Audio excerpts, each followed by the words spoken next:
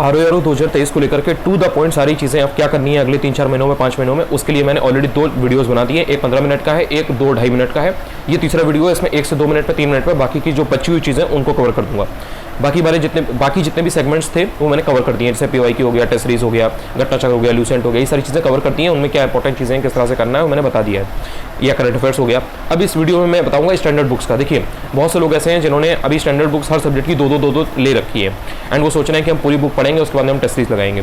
देखिए standard books अब आपके पास पढ़ने का समय नहीं है, आपके पास सिर्फ 3 से 4 महीने, 5 महीने हैं।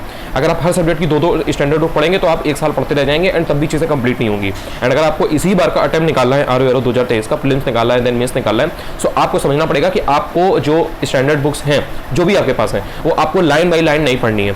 जो भी इंपॉर्टेंट टॉपिक है उनको उठाइए और उस बुक से पढ़ लीजिए, कवर कर लीजिए। आपको टॉपिक्स को चेस करना है, ना कि सोर्स को। आज आपने ये बुक देखी, कल आपने कोई और मटेरियल देखा, मार्केट गए, वहाँ पे कोई और अच्छी किताब या नोट्स देख लिए, फिर आपने देखा कि अरे उस PDF से या मटेरियल से पढ़ने से सिलेक्शन हो रहा है, तो आपने वहाँ उठा लिया। आप घूमते रह जाएंगे और आपके 2-3 अटैम्प्ट वेस्ट हो जाएंगे, 2-3 साल वेस्ट हो जाएंगे। फिर आपको रियलाइज होगा अरे मेरे 2-3 साल इसलिए वेस्ट हो गए। ना विश्वास हो, कमेंट सेक्शन मेरे हैं, वीडियोस के कमेंट सेक्शन प्लीज़ देख लिया करिए। वो कोई पेड नहीं होते हैं, वो सबके नॉर्मल हैं, इसीलिए वो सब पढ़ें। उनमें जाके देख लीजिएगा, लोगों का दर्द देख लीजिएगा, आपको पता चलेगा कि लोगों की कितनी प्रॉब्लम है लोगों के साथ। 2-3 अटैम्प्ट वेस्ट होने के बाद क्या हाल होता है वो आप जाके देख लीजिएगा। इसलिए बता रहा हूँ, अब जो समय है 3-4 महीने का, 5 महीने का, अगर आपने स्टैंडर्ड बुक्स पहले से पढ़ रखी है तो आप उनको रिवाइज कर सकते हो, उसमें चीज़ों को पढ़ सकते हो, देख सकते हो। लेकिन अगर अब आप यहाँ से बुक खरीद रहे हो या सोच रहे हो कि हम ये सोर्स इसके लिए ऑप्ट करें, तो 3-3.5 महीनों में हर सब्जेक्ट की एक सोर्स नहीं कंप्लीट कर पाओगे। ये बात आपको समझनी पड़ेगी। इसलिए उन सोर्स को पढ़ना है, ऐसा नहीं है कि स्टैंडर्ड सोर्स को पढ़ना नहीं है, इस चीज़ को गलत मत समझिएगा। पढ़ना है उसको, लेकिन इंपॉर्टेंट टॉपिक्स को ढूंढ के पढ़ना है। जो चीज़ें इंपॉर्टेंट है एग्जाम में पूछी जा रही हैं, जो UPPSC पूछ रहा है, जो एग्जाम में लगातार जो टॉपिक्स पूछे जा रहे हैं, उनको आपको स्टैंडर्ड बुक से पढ़ लेना है।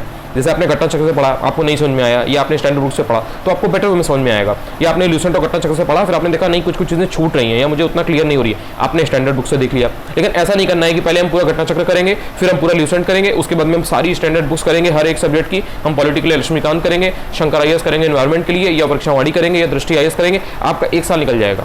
6 महीने या 5 महीने जो आपके पास हैं एग्जाम तक, आपको टू द पॉइंट चीज़ें फॉलो करनी पड़ेंगी और एनालाइज करना पड़ेगा डे बाई डे या वीक बाई वीक कि आप जो सोर्स फॉलो कर रहे हो उससे आपको आउटपुट कितना मिल रहा है, कितना आप उसमें से सीख पा रहे हो। एंड आपको टेस्ट देना पड़ेगा। टेस्ट में ये चीज़ चेक करनी पड़ेगी कि जो सोर्स आप फॉलो कर रहे हो, जो चीज़ें आप पढ़ रहे हो, जो चीज़ें आप देख रहे हो यूट्यूब पे, जो चैनल आप फॉलो कर रहे हो, उनसे आपको फायदा कितना हो रहा है। आपके नंबर बढ़ रहे हैं टेस्ट में कि नहीं बढ़ रहे हैं। आप वीडियोस देख तो रहे हो, या आप मटेरियल मार्केट से ले तो आ रहे हो, आप करंट अफेयर्स की मैगजीन ले तो आ रहे हो, लेकिन आप पढ़ नहीं रहे हो। आपने टेस्ट सीरीज ज्वाइन तो कर लिया, पैसे तो आपने दे दिए, लेकिन आप टेस्ट सीरीज दे ही नहीं रहे हो। आप उसको एनालाइज ही नहीं कर रहे हो कि भाई मेरे कितने क्वेश्चन गलत हुए, कितने सही हुए, तो आपका कैसे प्रीलिम्स निकलेगा।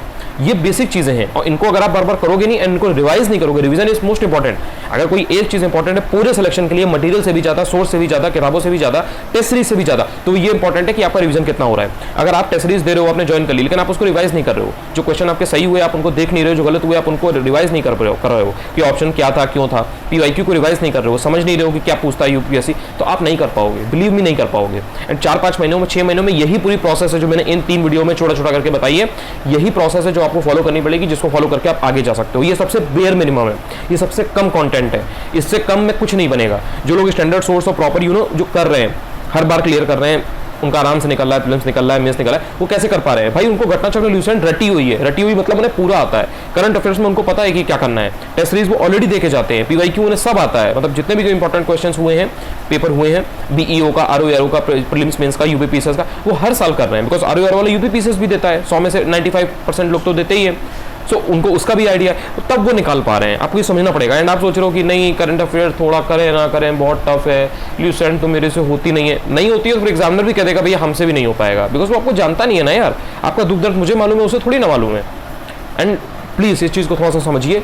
जिन भी लोगों के लिए ये अटैम्प्ट बहुत इंपॉर्टेंट है, जिनको ज़रूरत है, उनको प्लीज़ इतना करना पड़ेगा। अगर आपको उस PDF में अपना नाम चाहिए, अपना रोल नंबर चाहिए, सो इतना बेयर मिनिमम है। इससे शॉर्टकट तरीका और कोई नहीं है। आई होप कि मेरी इस वीडियो से कुछ आपको हेल्प मिली हो। अगर आप चैनल पर नए हो, अगर आपको कुछ भी थोड़ा सा वीडियो से फायदा मिलता हो, चैनल को सब्सक्राइब भी कर सकते हो।